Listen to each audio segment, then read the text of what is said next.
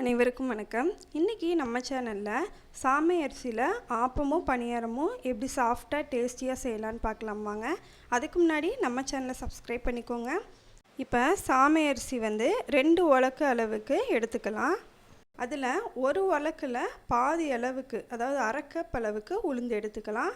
2 cup அளவுக்கு சாமை அரிசினா அதில் உளுந்து அரை கப் அளவுக்கு எடுத்துக்கலாம். வெந்தயம் 1 டீஸ்பூன் அளவுக்கு சேர்த்துட்டு இதை நல்லா கலந்து விட்டுட்டு ஒரு 3-4 தடவை நல்லா வாஷ் பண்ணிவிட்டு அப்புறமா இதை ஊற வச்சு எடுத்துக்கோங்க. எப்பயுமே தானியத்தில் எந்த ஒரு ரெசிபி செஞ்சாலுமே ஒரு 3-4 தடவை நல்லா வாஷ் பண்ணிவிட்டு அப்புறம் தான் நம்ம செய்யணும். இப்போ இதை நல்லா வாஷ் பண்ணிவிட்டு இது ஒரு 6 மணி நேரம் நல்லா ஊறட்டும். நம்ம ஊறி வந்தவுடனே இதை மாவு அரைச்சி எடுத்துக்கலாம். இப்போ பாருங்கள், ஒரு 6 மணி நேரம் கழித்து நல்லா ஊறி வந்துருச்சு. இப்போ இதை ஒரு மிக்ஸி ஜாரில் மாற்றி எடுத்துக்கலாம். நான் கொஞ்சமாக போட்டனால ஒரு மிக்ஸி ஜாரில் எடுத்திருக்கேன். நீங்கள் கிரைண்டரில் கூட அரைச்சி எடுத்துக்கலாம். இப்போ 1 கப் அளவுக்கு வீட்டில் மீதமான சாதம் இருந்துச்சுன்னா அதில் சேர்த்துக்கோங்க. நல்லா ஆப்பம் நல்லா சாஃப்டாக டேஸ்ட்டாக வர்றதுக்காக 1 கப் அளவுக்கு மீதமான சாதம் சேர்த்துட்டு கொஞ்சம் தண்ணி ஊற்றிட்டு நல்லா இந்த மாதிரி மாவை நல்லா வலுவலுன்னு அரைச்சி எடுத்துக்கோங்க. இந்த மாதிரி கரெக்டாக அரைச்சி எடுத்துக்கோங்க. இப்போ மாவு ஒரு பாத்திரத்தில் மாற்றி எடுத்துட்டு இதை நல்லா 4 மணி நேரம் 5 மணி நேரத்தில் நம்மளுக்கு வெயில் காலனால வேகமாகவே நம்மளுக்கு நல்லா பொங்கி வந்துடும். இப்போ பாருங்கள், ஒரு 5 மணி நேரம் கழித்து மாவு நல்லா பொங்கி வந்துருச்சு. இப்போ இதில் நம்ம தேவையான அளவு உப்பு சேர்த்துட்டு நல்லா கலந்து விட்டு எடுத்துக்கலாம். இப்போ இந்த மாவில் ஆப்பம் செய்கிறதுக்கு ஃபஸ்ட்டு கொஞ்சோண்டு மாவை மட்டும் நான் தனியாக பிரித்து எடுத்திருக்கேன். மிச்ச மாவு பணியாரம் சுடுறதுக்கு எடுத்துக்கலாம்.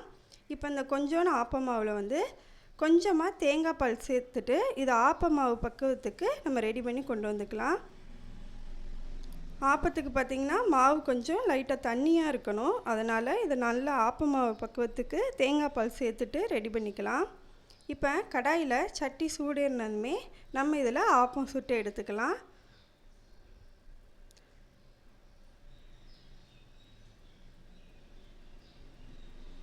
இப்போ இதை ஒரு மூடி போட்டு மூடி எடுத்துக்கலாம்.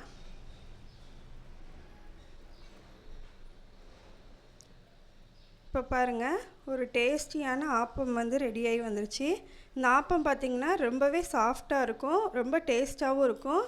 நம்ம பேக்கிங் சோடா ஈஸ்ட் எதுவுமே சேர்க்கலை. நான் சொன்ன அதே மெத்தடு தான், ஃபாலோ பண்ணி பாருங்கள் எப்படி இருந்துச்சுன்றத.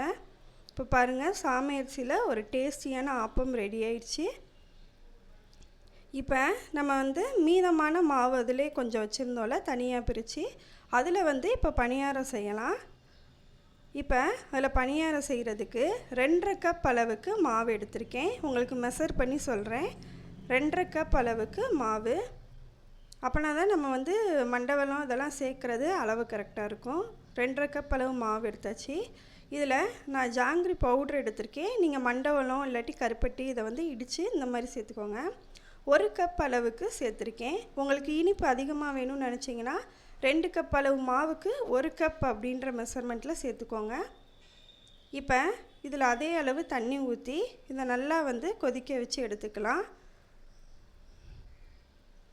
இதை நம்ம மாவில் கலக்கிறனால கொஞ்சம் நம்மளுக்கு வற்றி வர வரையும் நல்லா இதை கிளறி விட்டு எடுத்துக்கலாம். நான் ஜாங்கிரி பவுடராகவே கடையில் இருக்கதை வாங்கிட்டு நான் இந்த மாதிரி எடுத்துருக்கேன். நீங்கள் மண்டவெல்லமும் சேர்த்துக்கலாம், இல்லாட்டி கருப்பட்டியும் சேர்த்து எடுத்துக்கலாம். இப்போ இதை எல்லாத்தையும் நல்லா மிக்ஸ் பண்ணி எடுத்துக்கலாம். பணியாரத்துக்கும் மாவு பார்த்திங்கன்னா அந்த ஆப்பத்துக்கு நம்ம எடுத்தோம் பார்த்திங்களா, அதே மாதிரி கொஞ்சமாக இந்த மாதிரி தண்ணியாக இருந்தால் தான் நம்மளுக்கு சாஃப்டாக நல்லா டேஸ்ட்டாக வரும்.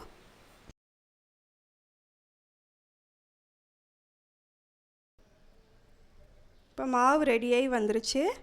இப்போ இதில் ஒரு அரை கப் அளவுக்கு துருவின தேங்காய் சேர்த்துக்கலாம்.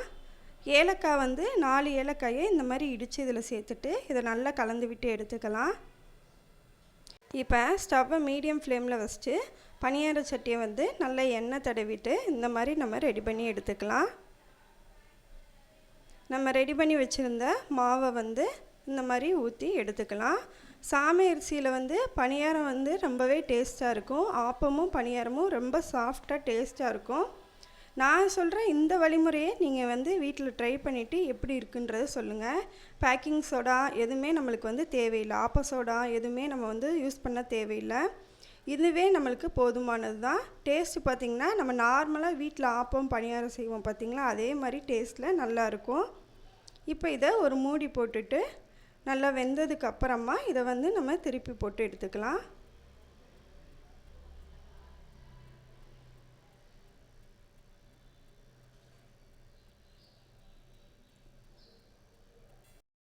நம்ம சேனலில் பார்த்திங்கன்னா மில்லட் ரெசிபி நிறையாவே போட்டிருக்கோம். குதிரைவாலி அரிசியில் 7 வகையான காலை உணவு போட்டிருக்கோம். அதே மாதிரி வரகரிசியில் வந்து 5 விதமான சாதம் ரெசிபி போட்டிருக்கோம். திணை அரிசியில் நிறைய ரெசிபி போட்டிருக்கோம். இப்போ வந்து பார்த்திங்கன்னா சாமை அரிசி போட்டிருக்கோம். இந்த மாதிரி நிறையா மில்லட் ரெசிபி வந்து நம்ம சேனலில் இருக்குது. மறக்காமல் பார்த்துட்டு உங்களோட கமெண்ட்ஸை சொல்லுங்கள். இப்போ பணியாரம் எல்லாமே வந்து நல்லா வந்து வெந்து வந்துருச்சு. இப்போ அடிப்பகுதி வந்து வேகிறதுக்காக ஒரு மூடி போட்டு மூடி எடுத்துக்கலாம். இப்போ பார்த்திங்கன்னா சாமை அரிசியில் ஒரு டேஸ்டான பணியாரம் வந்து ரெடியாகி வந்துருச்சு. பாருங்கள், 2 பக்கமும் நல்லா வந்து டேஸ்டியாக ரெடியாகி வந்துருச்சு. இந்த மாதிரி சிறுதானியங்களில் வந்து இந்த மாதிரி டேஸ்ட்டாக செஞ்சு கொடுத்தானா வீட்டில் இருக்கவங்களும் விரும்பி சாப்பிடுவாங்க. ஹெல்த்தியும் கூட. நான் சொன்ன இந்த வழிமுறையில் செஞ்சுட்டு எப்படி இருந்துச்சுன்றத கமெண்ட் செக்ஷனில் சொல்லுங்கள். இப்போ பாருங்கள், ஒரு டேஸ்டியான சாமை அரிசி பணியாரம் ரெடியாகி வந்துருச்சு. நீங்களும் வீட்டில் ட்ரை பண்ணிவிட்டு உங்களோட கமெண்ட் சொல்லுங்கள். அப்படியே நம்ம சேனலையும் மறக்காமல் சப்ஸ்கிரைப் பண்ணிக்கோங்க.